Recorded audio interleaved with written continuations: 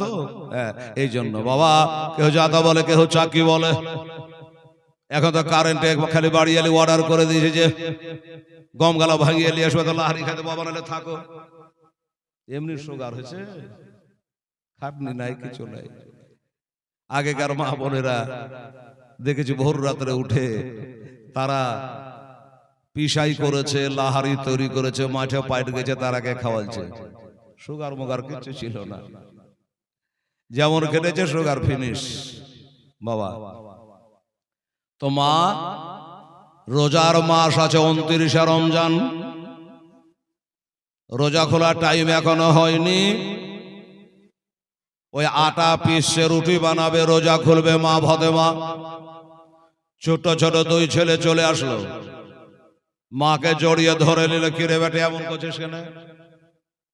রোজা করেছি, কলজা শুকিয়ে গেছে, এমন করে তোরা জিড়বিড় করে ধরছিস কেন? বলে মা গো, আজকে হলো 29 রমজান, হতে পারে আজকে ঈদের চাঁদ দেখা যাবে। যদি 29 চাঁদ হয় আজকে দেখা যাবে, কালকে ঈদ হবে। মা কালকে যে ঈদ হবে আমাদের দুটো নতুন পোশাক হবে না, আমার ছেলেরা বাপ মার কাছে চাইবেই, থাকবা থাকে না। মা গো, ঈদ মানে খুশি, তো মা আমাদের দুটো জামা পায়জামা হবে না? মা বলছো বেটা সরে যাও, পিসাই করে রুটি বানাবো, রোজা খুলবো বেটা। বলে মা গো, আগে আমাকে কথা দাও, কথা বলো হবে কি হবে না? খাতুনে জান্নাতের মুখ দিয়ে বার হয়ে গেল হবে হবে? বলে হ্যাঁ। আচ্ছা রোজার মানুষকে বিরক্ত করবো না মা, রোজা করো, তারপর আর একবার বলবো। ও বাবা গো, ইফতারি হলো, মদিনার বাজারে হইচই আরম্ভ হয়ে গেছে, এলান হচ্ছে আগামী কালকে ঈদুল ফিতরের নামাজ হবে, চাঁদ দেখা গেছে। দৌড়তে দৌড়তে দোনো ভাই মায়ের কাছে এসে বলে মা খবর হয়ে গেছে। কিসের খবর রে বেটা? বলে মা বাইরে হইচই আরম্ভ হয়ে গেছে, কালকে ঈদের নামাজ হবে। মা বলছে হবে তো হবে, কি হলো? বলে মা ওই যে বলেছিলাম মা আমাদেরকে নতুন পোশাক হইবে না। মা বলল হবে, আমি তোর মা কথা দিলাম হবে, যা কালকে পেলে তো হলো। ছেলেরা বলছে মা গো বেয়াদবি মা, কাল হবে ঈদ, তুমি কাল নিবে কাপড় তো সেলাই করবে কখন? ঈদের জামা 7টা, 7:30, 8টা, 8:30, তার মধ্যে খতম। এবার কিনবা কখন, কাটবে কখন? দর্জিতে বলবে যে ভাই আমি এখন কাজে পারবো না, এটা কি করে সম্ভব গো মা? মা ছিল মার মতো রে বাবা। মা বলছো বেটা দুনিয়ার লোকের দর্জি হলো আলাদা, আর তোদের দর্জি হবে বেটা আলাদা। জোরে বলে সুবহানাল্লাহ। আল্লাহর উপর কত ভরসা। কোন হাসান হোসেনের জীবনী দেখেন বাবা। আমার মা বোনেরা গো, এবার দুই ছেলে বাবা সরে গেল। আমার মা সারাদিন কষ্ট করে রোজা রেখেছে, আর বিরক্ত করব না। দুই ভাই বলছে হাজার হলো নবীর বেটি রে, আমাদের আম্মা রে, আমাদের আম্মা কখনো মিথ্যা কথা বলে না, ছেলেদের ঠগায় না, ছেলেদের মিথ্যা কথা বলে না। আর আমার মায়েরা ভরি ভরি মিথ্যা কথা বলে ছেলেরাকে। কি বলে? কোন বদমাস ছেলে যদি খুব কাঁদে, তোর মা বলবে তো বাঘ আসছে, বাঘ আসছে, বাঘ আসছে, চুপ। বলে কি বলে না? ওদের শিয়াল এসছে রে বেটা, চুপ রে বেটা। আদৌ শিয়ালও নাই, বাঘও নাই। আজগবে ছেলেটার কারো মিথ্যা কথাটা ভরে দিলে। এই বাবা এমন করে মা ফাতেমা ছেলে পেলে কাঁদলে কোনো থামায়নি গো। মা বলবে হেলাল রে, তাহলে মা ফাতেমার বেটারা কাঁদলে কি করে থামায়? তোকে বিসমিল্লাহির রহমানির রহিম আর রহমান আল্লামাল কোরআন খালাকাল ইনসান। আল্লাহর কালাম কোরআন পড়ে শুনে শুনে বেটারাকে চুপাইতো, বেটারাকে রাতের বেলায় ঘুম পাড়াইতো।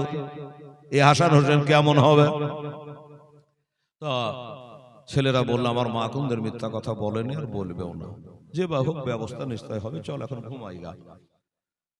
দুই ছেলে ঘরে ঘুমায়, আর মা রাত্রে তারাবি নাই, চাঁদ উঠে গেছে, এশার নামাজটা আদায় করে নিয়া মা নফল ইবাদতে মশগুল হয়ে গেল। নামাজের পরে নামাজ পড়ে যায়, নামাজ পড়ে যায়, নামাজ পড়ে যায়, যায় নামাজে চোখের পানিতে ভিজিয়ে দেয় আর বলে আল্লাহ রব্বুল আলামিন খাল্লাকে খায় না, আল্লাহ গো আমার কাছে একটা দিরহাম নাই, একটা দেনার নাই, একটা পয়সা না, আমার স্বামীর কাছেও নাই, স্বামীকে বলাও যাবে না। আল্লাহ আমি ফাতেমা, আমার লাজ রক্ষা করো আল্লাহ, একমাত্র তোমার উপরে ভরসা করি, আমার বেটারাকে কথা দিয়েছে গো আল্লাহ।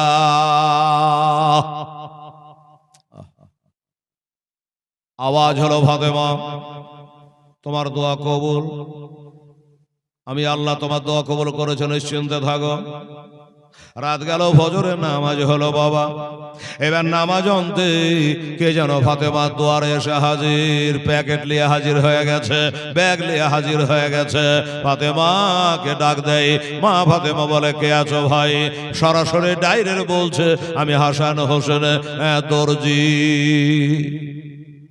ওই ভাষাটাই উল্লেখ করলো, আমি হাসান হোসেনের দর্জি। দর্জির কাছে কি পাওয়া যায়? কাপড়া। কাপড়টা নিয়ে নিলেন, দুইটা জামা পায়জামা। কই রে আমার হাসান হোসেন?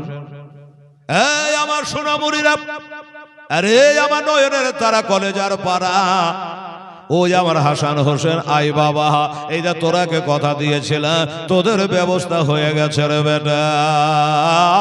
দর্জিকে জিজ্ঞাসা করলেন আপনার বাড়ি কোথায় গো? আপনার বাপের নাম কি গো? কে পাঠাইলে গো? কোন দোকানের গো? এটা মা ফাতেমা জিজ্ঞাসাবাদ করে, লিবেন নিয়ে নিয়েছে। এবার বাবা দুই ছেলেকে ডাকতেছে, বেটা ভোর হয়ে গেছে, বেলা উঠে গেছে, সূর্যোদিত হয়ে গেছি, আসো বেটা, এই দেখো তোমাদের পোষা, এর তোমাদের সুন্দর করে সাবুন দিয়ে গোসল বানাইয়া দি, এর তোমাদের চোখে সুরমা লাগাই দি, আতর খুশবু লাগাই দি, আজকে তোমরা ঈদের নামাজ পড়তে যাবে। দুই ছেলে চলে আসলো, ধোয়া লাহা হয়ে গেল, আতর সুরমা হয়ে গেল। এবার নতুন পোশাক বার করবে বাবা, অন্য গলি দিয়া, অন্য দরজা দিয়া আমার নবী মুস্তাফা এসে হাজির হইয়া গেলেন। নবী চলে আসলেন, কত ভালোবাসে। আজকে আমি ঈদ পড়তে যাব না, আমার নাতিরাকে সাথে করেই যাব, আমার নাতিরাকে সঙ্গে করে নিয়ে যাব। দেখি তাদের ধোয়া গোসল করা হলো কিনা। কথাই বলে খাইয়া ঈদ, না খাইয়া বকরি নাকি? বাবা না খেয়ে কিছু মিষ্টান্ন মুখে দিয়া, খুরমা খেজুর খেয়ে আমরা ঈদে যাই, বকরা ঈদে না খেয়ে যাই। তো দেখি আমার নাতিদের কিছু খুরমা খেজুর, মিষ্টান্ন কিছু খাবার খাওয়া হলো কিনা। তারাকে ধুইয়া লাইয়ে সাথে করে নিয়ে যাবো, তাই চলে এসছে। এসে দেখছি ওই অবস্থা, পোশাক দেখা দেখি চলছে। বাবা গো, মেলা বক্তার কাছে মেলা রকমের আমার কাছে একটু শুনেলেন। কিতাবটার নাম হলো জামিউল মুজিজাত। এই কিতাবটার মধ্যে লিখেছে পোশাক দুটা যখন প্যাকেট বাবা থেকে বার করা হলো, একবার ওই পোশাক দুটা বাবা কাফনের মতো ধবধবে সাদা। কোন কিতাবে বললাম? জামিউল মুজিজাত। একবারে কাফনের মতো দুইটা সাদা পোশাক প্যাকেট থেকে বার হলো। মা বলে বেটা কে কোনটা লিবি তোর? আমার দুই বেটা হাসান হোসেন লিয়েলে। লিখছে না। নবী বলছে মায়ের সাথে বেদবি করে নিলে রে, কে কোনটা লিবিলে?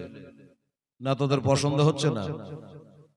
বলছে না না গো, তুমিও ভালো, তোমার বেটিও ভালো, আমার মা ভালো।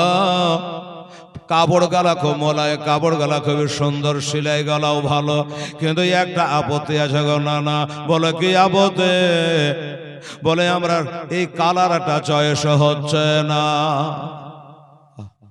কালার চয়েস হচ্ছে না। নবী বলে তোরা কোন কালার নিবি? তোর মাকে আগে বলিসনি? সে কালারের মাগাইতো, চাইতো। বলে আমরা বলিনি।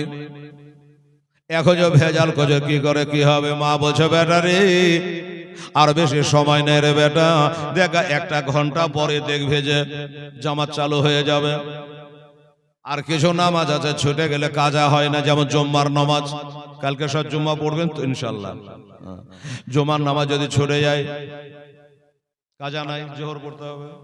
ঈদ বকারে ছুটে গেলে আর কাজে নাই, কি করবেন? আর মা বন্ধু তো একবার গোড়া হেরে ঈদের নামাজ, বকরা ঈদের নামাজ, জুম্মার নামাজ মাপ। এবার বাবা বলল, কে কোন কালার লিবি বল। ফাতেমা চোখ দিয়া পানি, যে এখন কোন কালার যদি চাই হয়ে যাবে, অমুক কালার লিব, তো কি করে কি করা যাবে? বলে, বেটি রে, আমি তোমার আব্বা যেখানে চলে আসি, তোমার আর কোনো টেনশনের কারণ নাই, বল তোরা কিরকম নিবি বল। বড় ভাই বলো, তুমি বলো, তোমার চয়েসটা তুমি বলো, তখন আমি বলছি। ইমাম হাসান বললে, আমি সবুজ কালার নেব। আচ্ছা, আর তুই? আমি লাল কালারের নিব। লাল কালারের নিব। আমার নবীর বুঝতে বাকি নাই, এদের দুই ভাইয়ের মুখ থেকে একই মায়ের দুগ্ধ পান করে মানুষ, একই ভাবে রক্তে পয়দা, জোড়া ভাই, কিন্তু দুজনের মুখ থেকে দুই রকমের ভাষা কেন বার হলো? এরাই আমার নবী মোস্তফার জানতে বাকি না। এই জন্য একজন জহরে, একজন গহরে, একজন বিষ পানে সবুজ বর্ণ হয়ে যাবে, আর একজন কার্বোবালার মাটিতে রক্তে লালে লাল হয়ে যাবে। এটা নবীর জানতে বাকি নাই। এ কারণে দুজনের মুখ থেকে দুইটা ভাষা বার হলো, সবুজ আর লাল। ফাতেমা বলে, এখন কি করে কি করা যায়? বলে, মা একটু লোটাই করে পানি নিয়ে আয়, একটু ডলে পানি নিয়ে রে মা। মা দৌড়ে গেটে লোটায় পানি এনে নবীকে দিলেন। আমার নবী লোটাতে একটু পানি নিয়ে বাবা পোশাকটা ছিটিয়ে দিয়েছেন, আর যেমনি ছিটিয়ে দেওয়া অমনি জানে একটা সবুজ হয়ে গেল, আবার আর একটাতে ওই পানি ওই হাত ওই টাইমেই আর একটা ছিটালো তো লাল হয়ে গেল। দুই ভাই খুশি।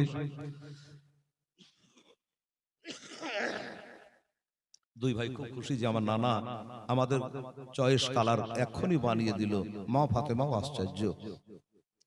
এর জন্য বইটার নামই লিখেছে জামিউল মজেজাত, নবীর মজেজাগুলো এখানে জমা করা হয়েছে। বুঝে গেলেন? এবার দুই ভাই খুব খুশি। তবে আমার ভাইয়েরা বলবে যে নবী জানলো কি করে হোসেন কারবালায় শহীদ হবে, লাল হয়ে যাবে, তা জানে? একদিন আমি মা উম্মে সালমা রাদিয়াল্লাহু তাআলা আনহা বর্ণনা করেন, নবী একদিন কায়েত হয়ে শুয়ে আছেন। এবার কায়েত হয়ে শুয়ে আছেন, একটু পরে উঠছেন তো নবীর চেহারা যেন একটু মলিন মনে হচ্ছে, দুঃখ বলে মনে হচ্ছে, গামগীন বলে মনে হচ্ছে, চিন্তায় জানে কাতর বলে মনে হচ্ছে।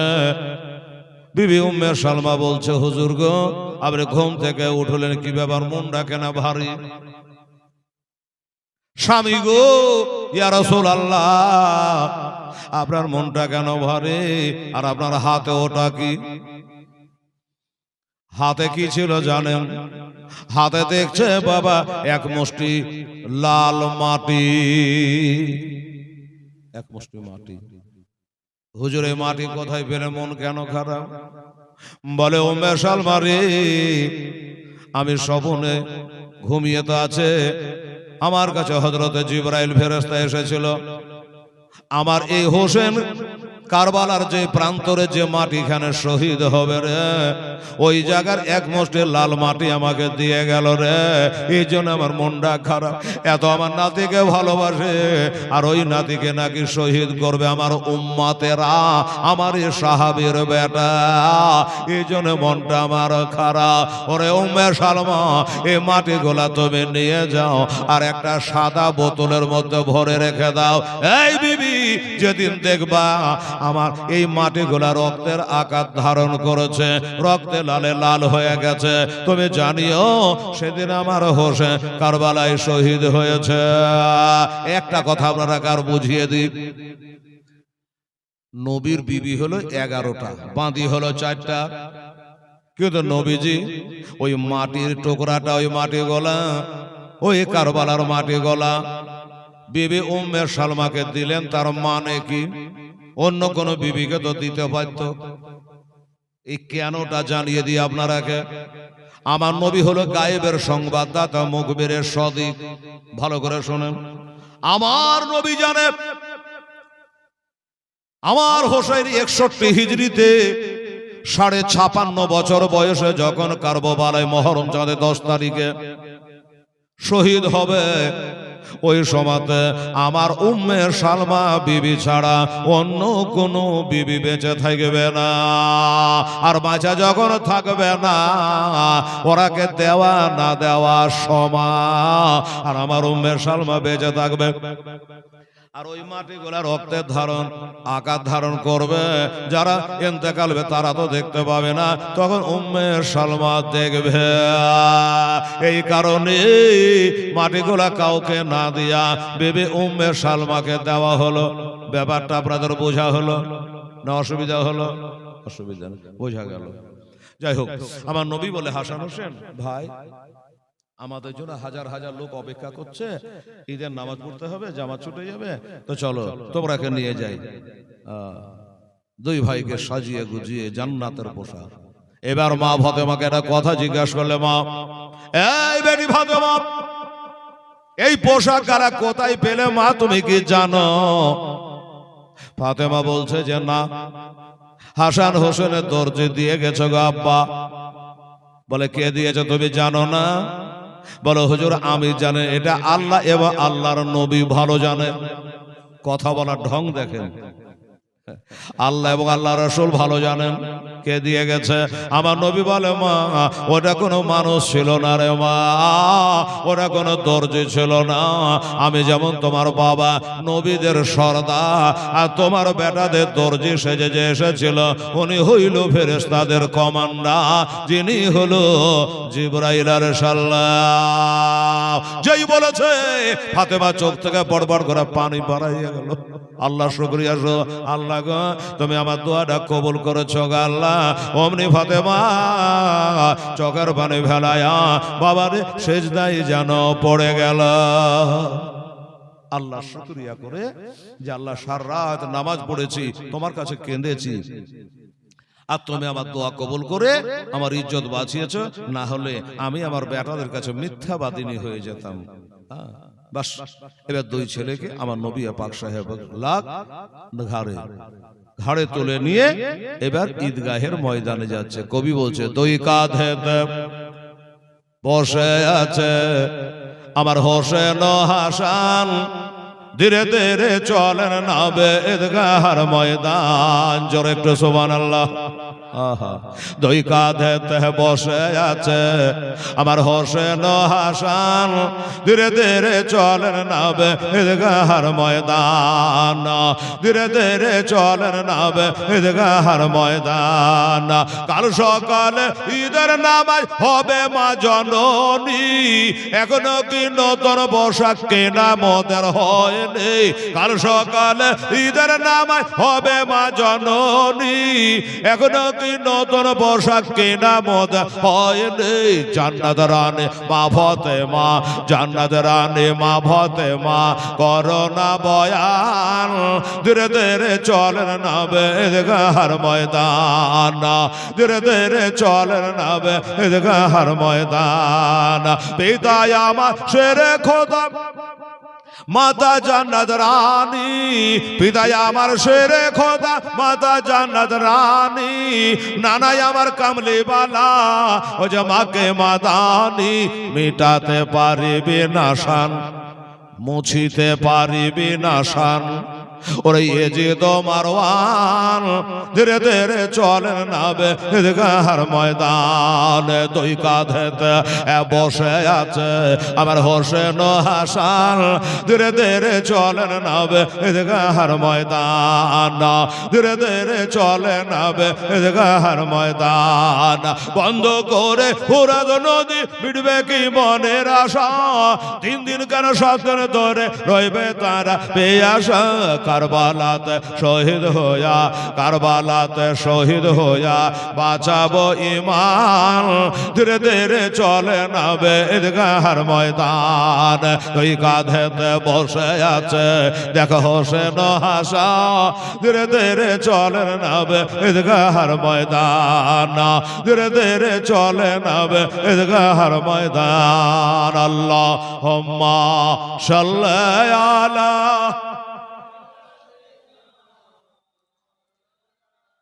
মোহাম্মদ ওয়ালা আলে মাওলানা মোহাম্মদ। বাবারা, কোন হাসান হোসেনের জীবনী, যাদের নাম পর্যন্ত আমার খোদা তাআলা রেখেছে, যাদের ফয়সালা স্বয়ং আল্লাহ তাআলা করেছে। ইজিদ রে, তুই ফয়সালা করার কি? সীমার রে, খুলিবি নিয়াজিদ সেনান বিনানাস, আমার হোসেনের বিচার করার তোরা কি? এ হাসান হোসাইন একদিন, হাজারবার শুনেছেন, তাও বলতে হবে, জীবনী, বাল্যকালের জীবনী। ছোট্ট ছোট পিঠাপিঠি দুই ভাই, কোনোদিন ঝগড়া নাই, কাজিয়া নাই, মারামারি নাই, নাই। আর আমাদের মার পেটের ভাই, কথায় বলে কোথায় গেলে পাই। এক হাত জমির জন্য গুন্ডা লাগিয়ে ভাইকে কাটাচ্ছে, টিভিতে মোবাইলে তো দেখছেন। এমন ভাই জীবনে কোনোদিন ঝগড়া হয় না, ঝামেলা হয় না। তবে একটা কথা আমার মা বোনেরা বলে কি, যে হাড়ির পাশে হাড়ি থাকলে টাক্কর লাগতে পারে, আর মেলা খেলায় গেলে পারে একটু ঠেসা ঠেসি হতে পারে, ভিড় ভাড়ে, এটা নিয়ে ঝগড়া করলে হবে না। বাবা গো, একদিন আমার হাসান হোসেন একটা কথা হয়ে গেছে বাবা। এবার কথা হয়ে গিয়ে মানুষ তো বটে বাবা রে, কথা বলা বলি বন্ধ হয়ে গিয়েছে। একদিন গেল, দুদিন হয়ে গেল, তিন দিনের দিন চলে এসছে। কি আমার হোসেন, দুই ভাই কথা বলে, ভাই নবীর একটা হাদিস শোনাবো। বললো কি? বড় ভাই বলছে, শোন, ভাইয়ে ভাইয়ে যদি এক লাগারে 3 দিন কথা বন্ধ করে দেয়, রাগারাগি করে, তাহলে আমার নবী বলে আমার উম্মত থেকে সে খারিজ। ছোট ভাই বলছে, বড় ভাই তোমার মুখের বাণী সত্য, মিথ্যা নয়, নবীর হাদিস। তবে আমার কাছে একটা হাদিস শুনেলে আমারও জানা আছে, আমিও কম রে, তুমিও নবীর নাতি, আমিও নবীর নাতি। আমার নবী একটা কথা আর বলেছে গো বড় ভাই। কি কথা বল দেখি? বলল, ওই 3 দিনের ভিতরে যে আগে কথা বলবে, আগে সালাম মুসাফা করবে, সে আগে খোদার বেহেশতে যাবে, আগে জান্নাতে যাবে।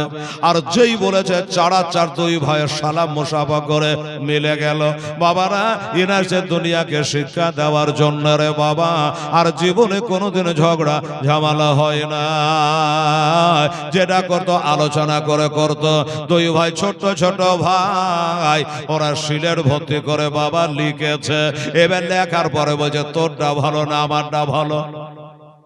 বলে এটার ফয়সালার জন্য তো তৃতীয় পক্ষের কাউকে লাগবে। তুই বলবি আমারটা ভালো, আমি বলবো আমারটা ভালো, তো চল মার কাছে যাও, মার যারটা ভালো বলবো ওটাই ভালো, চল। ধরতে ধরতে গুড় গুড় গুড় গুড় করে দুই ভাই চলে আসছে। ছোট্ট ছোট্ট ছেলে, মা গো মা, কিরে বেটা?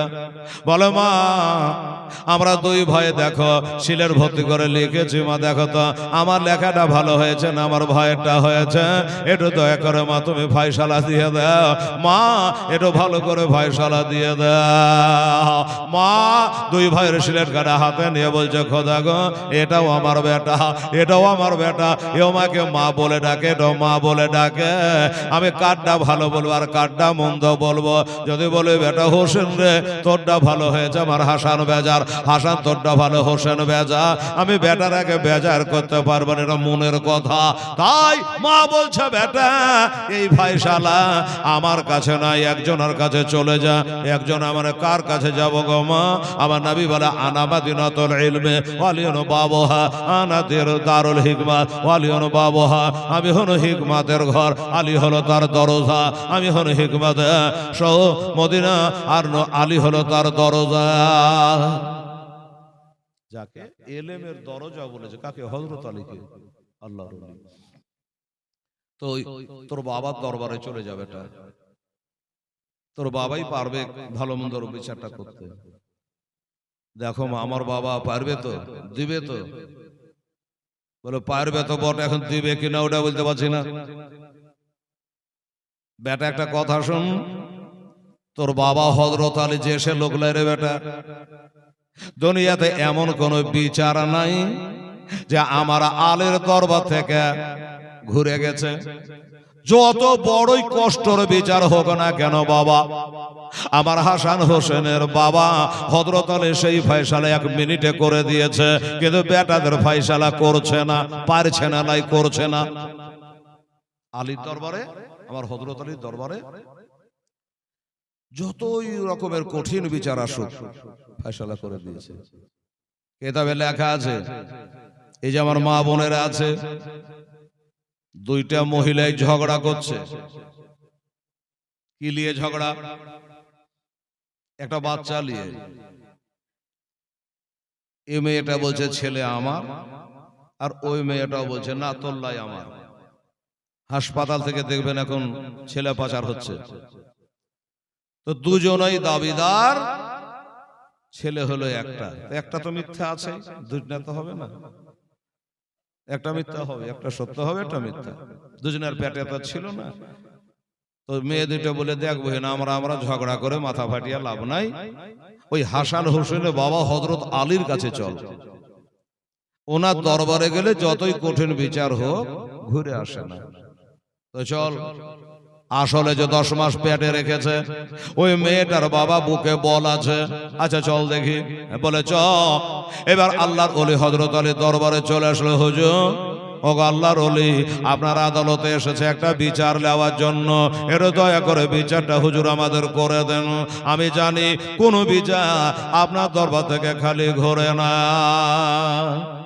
আলী বলল, তো মা কি রকম কিসের বিচার বলো শুনি আগে।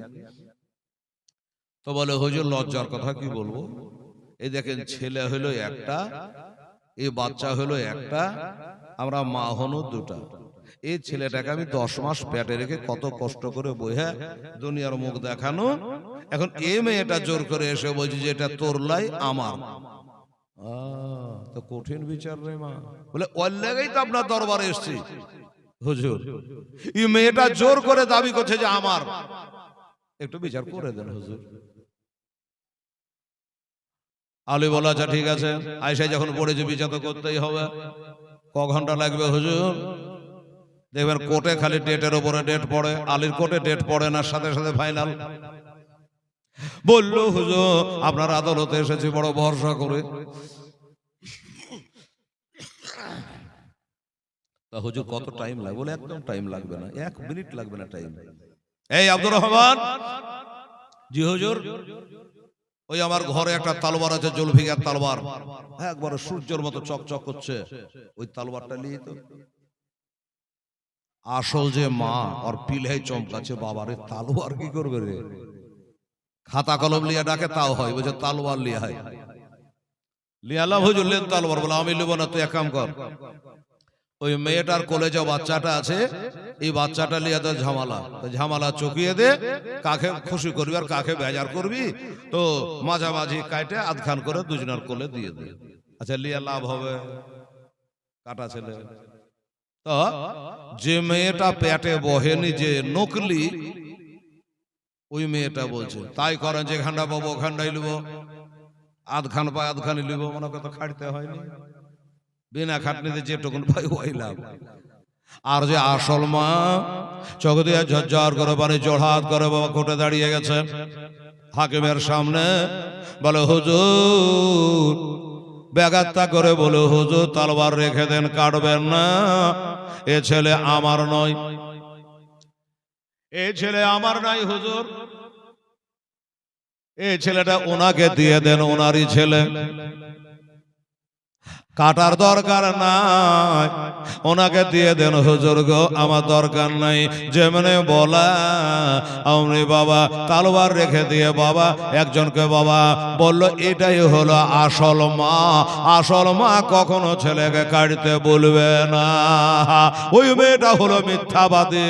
সাথে সাথে প্রমাণ হয়ে গেল বাবা, বুঝে গেলে ওই আলীর দরবারে কোনো বিচার কোনোদিন ঘুরে আসেনি। যা বেটা তোর বাবার দরবারে যা, গেলেই ফায়সালা হয়ে যাবে। দিবে কি দিবে না তোমার মতন আবার হয়তো কোনটা আমাকে তাড়বে। আরে জানা রে বাবা, হ্যাঁ তোর বাবা দরবার থেকে কোনো বিচার ঘরে নেই। দুইটা বাদশাহ ছেলে, একটা বাদশাহ ছেলে আর একটা হলো ওই বাদশার বাড়ির চাকর। তো চাকরটা বলছে বাদশাহকে যে আমরা তো জীবনটা চাকর খাটতে খাটতে গেল, একটু ভ্রমণে যাব। তো বাদশার বেটার সাথে বাড়ির চাকরটা যাচ্ছে বেড়াতে, 2 মিনিট বেড়াতে যাচ্ছে। যেতে যেতে কিছু দূরে যাওয়ার পরে ওই চাকরটা শিখাচ্ছে বাদশার বেটাকে যে শোনো ভাই, আমরা গরিব মানুষ, তোমাদের বাড়িতে চাকর বাকর খাইতে খায়, হ্যাঁ তাই লোকের সামনে বাজারে হাটে আমাকে চাকর বলে ডাকিও না, মান সম্মান তো আছে। আর কার গায়ে তো কোন ডাকে চাকর তা তো লেখা নাই। বলে আচ্ছা ঠিক আছে। এবার রাস্তায় চলতে চলতে ওই চাকরটাই ঘুরিয়া বলছে বাদশার বেটাকে যে তুই হলি আমার বাবা চাকর। বাদশার বেটা আশ্চর্য, তুই আমাদের বাড়িতে 14 বিড়ি খাইতে খাই, আর তুই এখন হঠাৎ করে লোকের সামনে বলছিস যে তুই আমার বাপের চাকর। ই বলছে না তুই আমার বাপের চাকর, লেয়ালো ভেজাল। বলে ভাই ভেজাল করে লাভ না, হযরত আলীর দরবারে চলো, কে কার বাপের চাকর উনি ফায়সালা করে দেবে। চল, চলে আসলো। হুজুর 12 বছর থেকে আমাদের বাড়িতে চাকর খাটে, আর আজকে বাজারে রাস্তায় এসে ঘুরি আমাকেই বলছে তুই আমার বাপের চাকর। তো হুজুর ফায়সালা করে দেন, কে কার বাপের চাকর। আলী বলে 1 মিনিট লাগে না এগুলো আমরাকে ফায়সালা করতে। হ্যাঁ হুজুর করে দেন। 2টা দেওয়ালকে বাবা ফকির করলো জানলার মতন করে, মাথা ঢুকবে এরকম করে। এবার দুজনাকে বললো তোরা দুজনা এখানে মাথা ঢুকিয়ে দে। এরা বলছে কি রকম বিচারে মাথা ঢুকা ঢুকি বিচার রে। দুজনাই মাথা ঢোকা, বডি একদিকে, মাথার দুজনে ঢুকিয়ে দিয়েছে। আর আমার হযরত আলী অর্ডার দিয়েছে তালওয়ারটা নিয়ে, বলছে তালওয়ারটা লে ওই মাথায় গিয়ে একই কোবে যেটা আসল চাকর তার মাথাটা কেটে নিয়ে চলে। ও তো জানে না চালাকিতে কাম। বাবা ও যদি মনকে শক্ত করে মাথা ভরে থাকে যেত তাহলে হয়তো বেঁচে যেত। আলীর বেচা বলেছে এক কবে তার মাথাটাকে কেটেলে যেমন বলা, আর অমনি বাবা আসল যে চাকর ভয় আছে তার বাবা চোর দেখলে, পুলিশ দেখলেই বাবা চোর পালাবে। ওরে বাবা যেমনি মাথাটা ভরেছে আর যেমনি তালবার তুলেছে বাবা, যেটা আসল চোর তাড়াতাড়ি মাথা বার করে নিয়েছে, ফয়সালা হয়ে গেল, এটাই হলো আসল চাকর বাবা। তো হযরত আলীর দরবারে এমন কোন বিচার নাই যে বাবা ঘুরে এসেছে। ওরে বেটা হাসান হোসেন তোরা যা আর তোর গিয়ে বাবার কাছে বলগা, তোর বাবাই ফয়সালা করতে পারবে। আচ্ছা ঠিক আছে মা গেলা। হঠাৎ করে দোনো ভাই চলে গেল। আব্বা গো কি হয়েছে রে বেটা? বলে আব্বা যা আমাদের 2 ভাইয়ের লেখা মার কাছে গেলাম, মা ফয়সালা করে দিল না। তুমি দেও আমারটা ভালো না আমার দাদারটা ভালো, কারটা ভালো কারটা মন্দ একটু ফয়সালা করে দেন। আলী চিন্তায় পড়ে গেল, উনি আল্লাহ মা দেয়নি ওই কারণে আমি বা তার বাবা কি করে দেব, কাকে হাসাবো কাকে কাঁদাবো। আমার আল্লাহর ওলি বেটার ফয়সালা করলো না। উনি বলে বাবা এক কাম কর, এই ফয়সালা তোর নানার কাছে চলে যা। আল্লামা সাহেব চিশতি শহীদ ইবনে শহীদের 1ম খণ্ডে লিখেছে যে তোর নানা জানে কাজে চলে যা, এই ফয়সালা তোর নানা দিয়ে দেবে। আর কত দৌড়াবো, মার কাছে গেলাম হলো না, বাবার কাছে গেলাম হলো না, দেখে এবার নানার কাছে যাই, নানাই বা কি বলে। এবার নানার কাছে গেল, ও নানা আমারটা ভালো না আমার ভাইয়েরটা ভালো, এটা তো এক করে ফয়সালা করে দে। আমার নবী বলল তোর মা দিল না, তোর মাও বাবাও দিল না, আমার কাছে ফয়সালার জন্য এসেছে। আমার নবী একটু টেনশনে পড়েছে বাবা, একটু চিন্তায় পড়ে গেছে না, আমি বা কি করবো, আমি কারটা ভালো বলবো কারটা মন্দ বলবো। এই চিন্তা যেমন করা অমনি সনসন আওয়াজ করে আল্লাহর নূরের ফেরেশতা সাইয়্যিদুল মালায়েকা মুআল্লিমুল মালাকুত হামিল কোরআন হযরত জিবরাইল আলাইহিস সালাম হাজির হয়ে গেল। আসসালামু আলাইকা ইয়া রাসূলুল্লাহ, আসসালামু আলাইকা হাবিবাল্লাহ। নবী বলে ভাই জিবরাইল কি ব্যাপার? বলে নবী গো টেনশন নিতে হবে না, চিন্তা করতে হবে না গো নবী, আল্লাহ তরফ থেকে আপনার এই নাতের ফয়সালা আমার আল্লাহ করে দেবে, আপনাকে করতে হবে না, আল্লাহ ফয়সালা দিয়ে দিয়েছে। কিরকম করে ফয়সালা দিয়েছে?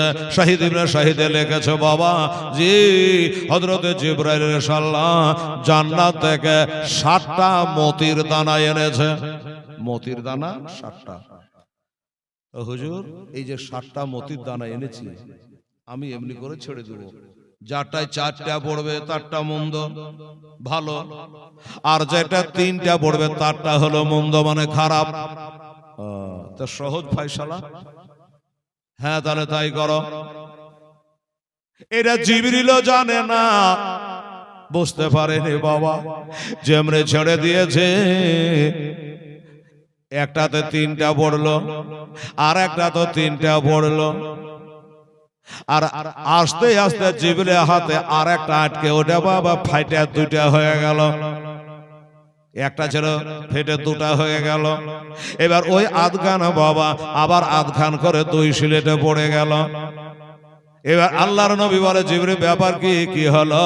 বলে হুজুর এর মানে দাঁড়ালো এইটা যে আল্লাহর নিকটে এটারও সম্মান কম নাই, এটারও সম্মান আমার আল্লাহর কাছে কম না, এটাই বোঝাতে চাইছে হুজুর। আমার মা বোনের আগে তাহলে কিছু বোঝা গেল মা যে হাসান হোসেন মানুষ সম্মান আমার আল্লাহ তাআলার কাছে কত, তাই তো আল্লাহ কোরআনে বলছে কুল্লা আসআলুকুম আলাইহি আজরান ইল্লাল মাওয়াদাতা ফিল কুরবা। নবী গো আপনি বলে দেন আমি তোমাদের কাছে কোনো বদলা চাই না, শুধু চাই আমার আহলে বায়াতের ভালোবাসা। আল্লাহুম্মা সাল্লি আলা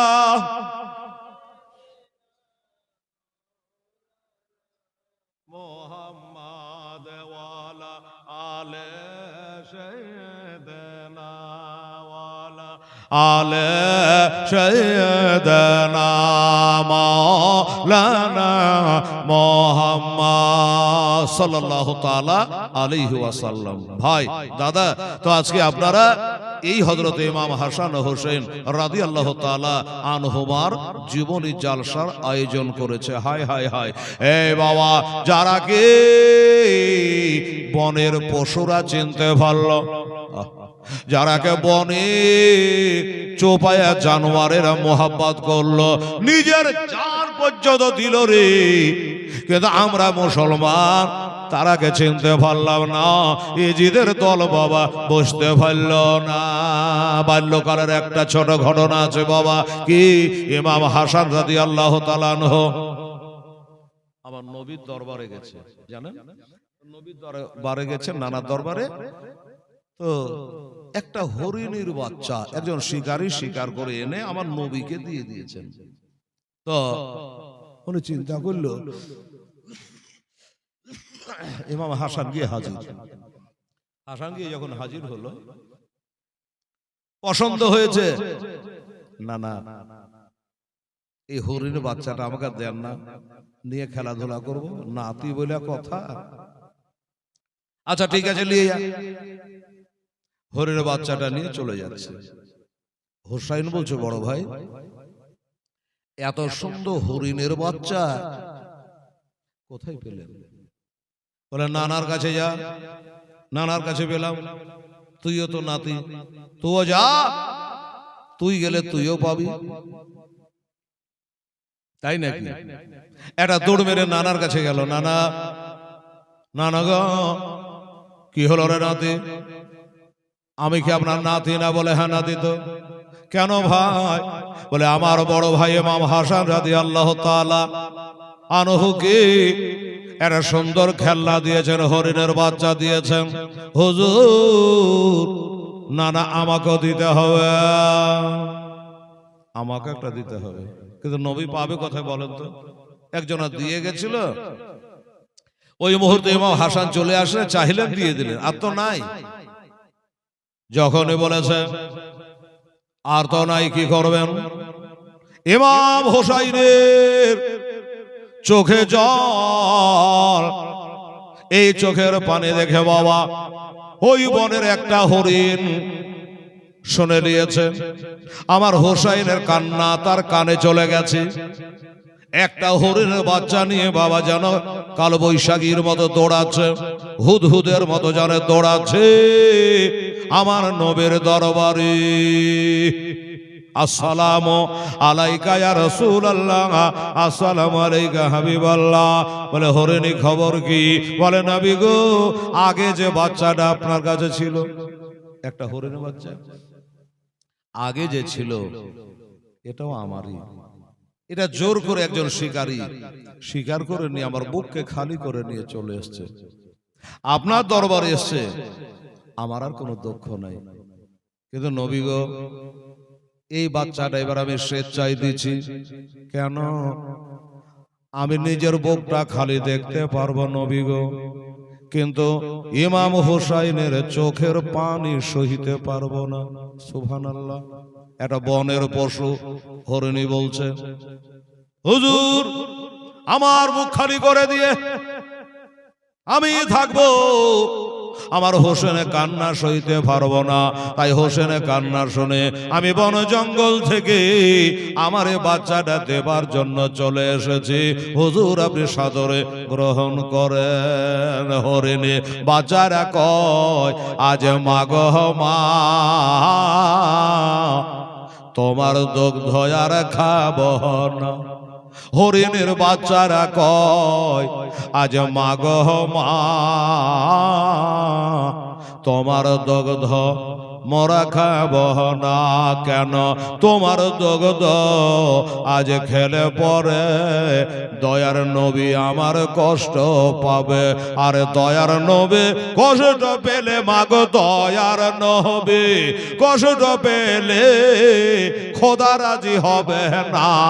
তোমার মতো দয়ার নবী আর হবে না, তোমার মতো এ দয়ার রাসূল আর হবে না। এ বাবা, আমার মা বোনেরা শুনুন, এরা মাদ্রাসার উন্নতি গল্পে জালসা, এখনো 5 দিন টাইম, এই জন্য কালেকশনে কথা বলি নাই। মারে তাহলে বুকের ধন নিজের সন্তানকে একটা হরিণ যদি আমার হোসাইনের মোহাব্বতে আজকে নিজের ইচ্ছাতে গিয়ে উৎসর্গ করতে পারে, দিতে পারে। আচ্ছা, আপনারা যারা বসে আছে 5 কলম 10 কলম 500 করে হোক 100 করে হোক, যদি আপনারা দিতেন তো আমার হোসাইনের মোহাব্বতটা বাড়তো। আর কারা কারা আমার মা বোনেরা সোনারা আমার হোসাইনকে কারা কারা মোহাব্বত করে, একটু ঝলক 100 200 500 করে কিছু দান করতো মা দেখি এই নবীর মাদ্রাসায়। এই বাবুরা, ছেলেরা, যুবকেরা, আমার আব্বা জানেরা, বাবজিরা, আপনারাকে বলো 200 500 100 যেটা পারবেন। আজকের দিন আমি কালেকশন নাই, তো যদি একটা ঝলক আপনি দিতে পারতেন খুশি হতাম। আর একটা দোয়া দিতাম। একটা দাদা ভাই 500 টাকা 200 টাকা 100 টাকা নবীর মাদ্রাসায় পীর বাবাকে স্মরণ করে যদি আপনি দেন, একটা আপনাদের জন্য ছোট্ট দোয়া করে দেবো। এক পেয়ালা দুধ খাওয়ালেন আকা, এক পেয়ালা দুধ খেলাম মোরা, এক ফোঁটা দুধের কমি হলো না। আগ তোমার মতো দয়ার রাসূল আর হবে না, তোমার মতো দয়ার নবী আর হবে না। দেখা দিয়ে ও গো রাসূল, তুমি দেখা দিয়ে ও গো নবী চলে যেও না, তোমার মতো দয়ার নবী আর হবে না। মরা ছিলাম আগে বনবাসে, আজ হয়েছে মদিনাবাসে। তোমায় পেয়ে সবই পেয়েছে রাসূল, তোমায় পেয়ে সবই পেয়েছে। দাও গো বুকে সান্ত্বনা, তোমার মতো দয়ার নবী আর হবে না, তোমার মতো দয়ার রাসূল আর হবে না। নাই রে বাবা। এ ভাই, আমার ভাইরা, 100 টাকা দেওয়ার মতো করে একটা মা আমার নবীর মোহাব্বতে, আমার হাসান হোসেনের মোহাব্বতে একটা মা বোন ভাই বেরাদার একটু বিসমিল্লাহ করতে পারলেন না? হায় হায় হায়, সুবহানাল্লাহ, আলহামদুলিল্লাহ। রে কমিটির ছেলেরা আমার মায়েদের কাছে একটু জানতো, কেউ যদি দেয় এনে আমার কাছে পৌঁছে দেবে। এই যে খোদার বান্দা একজন বাবা 100 টাকা দিয়েছে নবীজির এই পবিত্র মাদ্রাসায়। সুবহানাল্লাহ। নবী বলেছেন মসজিদু বাইতুল্লাহ আল মাদ্রাসাতু বাইতি, মসজিদ হলো আল্লাহর ঘর। জাকির হোসেন, বাহ, একজন আগে 100 টাকা দিয়েছিলাম, জিজ্ঞেস করিনি, এটা আবার জাকির হোসেন, উনি আবার 500 টাকা দিয়েছে। নারে তাকবীর, নারে রিসালাত। হ্যাঁ, জাকির হোসেন সাহেব জিন্দাবাদ। দুটা হয়েছে, 10টা কলম দেন। এই জাকির হোসেন, আর একটা ছেলে, আমার মায়েদের কাছে কোনো মা যদি 100 টাকা দেয়, এরকম একটা বাচ্চা কালাকে পাঠিয়ে একটু আমার মা বোনদের কাছে তালবিলিম করা ছিল, না হয় পাঠিয়ে দিয়ে একটু দেখেন দেখি 100 200 10 20 50 করে যদি আমার মায়েরা কেউ দেয় একটু দোয়া করাবার জন্য, তাহলে ইনশাল্লাহ হ্যাঁ তাড়াতাড়ি করে দেন। আল্লাহ আল্লাহ। মরা ছিলাম তোমায় পেয়ে কোরআন পেলাম, তোমায় পেয়ে হাদিস পেলাম, তোমায় পেয়ে ঈমান পেয়েছে রাসূল, তোমায় পেয়ে ঈমান পেয়েছে, দাও গো কত সান্ত্বনা, তোমার মতো দয়ার রাসূল আর হবে না, তোমার মতো দয়ার নবী আর হবে না। এক পেয়ালা দুধ খাওয়ালেন আকা, এক পেয়ালা দুধ খেলাম মোরা, এক ফোঁটা দুধ কমে হলো না, তোমার মতো দয়ার নবী আর হবে না। 100 করে দুজন দিয়েছেন, মাশাআল্লাহ। এই যে জাযাকাল্লাহ, আল্লাহ তুমি কবুল করো। আচ্ছা আচ্ছা, আরো একজন বাবু আমার 100 টাকা দিয়েছেন ফাতিহায়, কি বলে আমার হাসান হোসেনের মহব্বতে, কিন্তু আমার মায়ের একটা যে পারলেন না বিসমিল্লাহ করতে, হয়তো মায়েরা দেবে কিন্তু ছেলেরা কেউ যাচ্ছে না। এই বাবা, এই একটা বাচ্চা গেলা পাঠানো রে বাবা, তোরা কমিটি মোড়লের মুখ তো সে কাইল দেখেছেন, সারাদিন দেখিনি, এখন আছে কিনা তাও জানছি না। কাদা পানিতে বোধহয় নৌকা পায়নি, মোড়ল পার হইতে পারেনি। সুবহানাল্লাহ। দোস্ত বুজুর্গ, একটা কোনো মা বোন যারা আছে কিছু দিবে তো ওরা কি লজ্জা এখানে আসতে পারবে? পারবে না। এই জন্য যদি যান আপনারা তাহলে যান, আমি আর ব্যাঘাত করতে পারবো না। দোস্ত বুজুর্গ, আমার ভাইরা, আমার দোস্তরা, এ মুসলমানের আব্বাজারেরা, ইমাম হাসান হোসাইন রাদিয়াল্লাহু তাআলা আনহুমা বাবারে তাদের জীবনের আয়োজন করেছেন। বাবারা, আমার মা বোনেরা, আমার ভাইরা, বন্ধুরা রে, তাদের মহব্বতের কথা বলছিলেন বাবা, তাদের মহব্বতে আপন বেটাকে পর্যন্ত কুরবানি করে দিয়েছে। আমার দাদা আর একজন 100 টাকা দান দিয়ে দিয়েছে। আল্লাহ তারও দান তুমি কবল করো, আমিন সুম্মা আমিন। আমার মা বোনেরা যারা আছেন তারা প্রত্যেককে বলবো, মা 100 200 10 20 করে দেন, প্রতিদিন দিতে হবে আল্লাহর রহমতে ইনশাআল্লাহ। লাস্টের দিন একটু বেশি দেবেন, আমি কালেকশনের সময় নষ্ট করব না, খালি একটা দোয়ার জন্য বলেছি। যদি থাকে তাহলে দেন, কোনো জোরের কোনো কারবার নাই ইনশাআল্লাহ। হলে জীবনী আপনারা শুনতে থাকেন আমার দোস্তরা বুজুর্গরা।